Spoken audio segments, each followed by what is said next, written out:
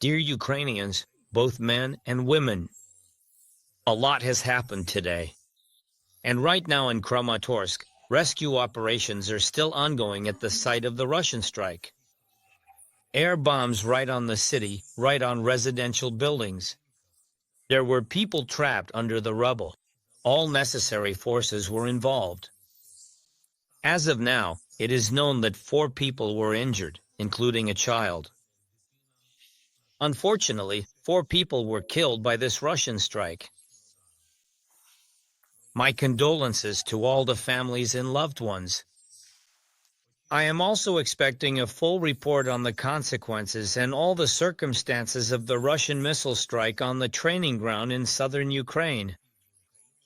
This strike happened today. It's not the first such attack. Unfortunately, there are casualties and there are wounded. Full accountability is needed. Today I had a lengthy conversation with the Minister of Internal Affairs, Klemenko, in particular about defending our positions on the front line and about the use of our drones by units of the National Guard of Ukraine. I also spoke today with Commander-in-Chief Alexander Syrsky.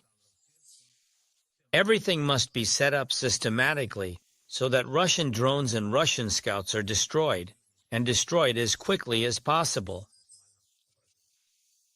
Separately, this week I will speak with our partners about additional funding for the production of interceptor drones.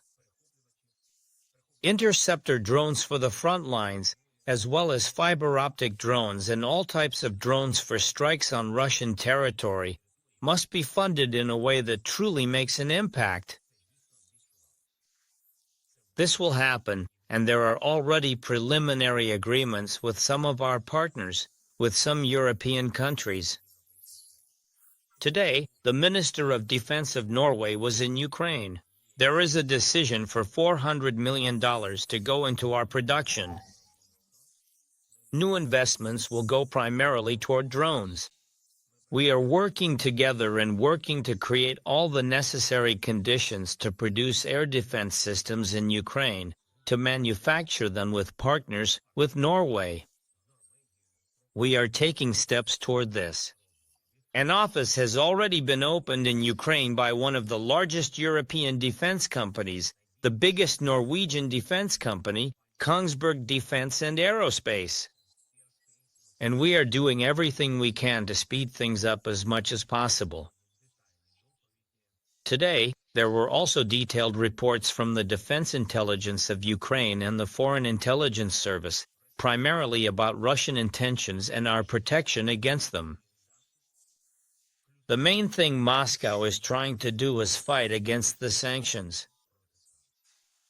They are trying by all possible means not just to avoid new sanctions, but also to get the existing ones eased, to have them weakened. We understand how and whom they are using in Europe and in other parts of the world. We are countering this. I thank everyone who, despite everything, continues to push the sanctions agenda, because this is the agenda that brings us closer to peace. One more thing. Today there were reports on the situation in the Middle East and the Gulf region after the American strikes on the nuclear program facilities of the Iranian regime, a regime that has helped Putin so much. Right now, there are new waves of shahids in the Ukrainian sky. We all remember very well where Russia got such weapons from. Iran's decisions to help Russia have brought massive destruction and significant human losses to our country and to many other countries. And this really has to stop. And it absolutely must not be escalated with nuclear weapons. There must be no proliferation of nuclear weapons in the modern world.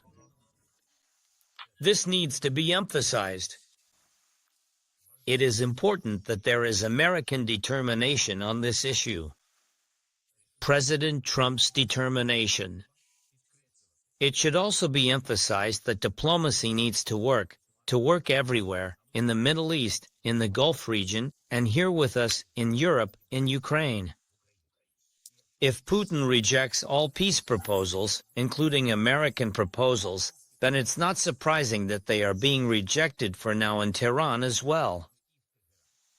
But all of them need to feel the strength of international solidarity and the unacceptability of any spread of terror.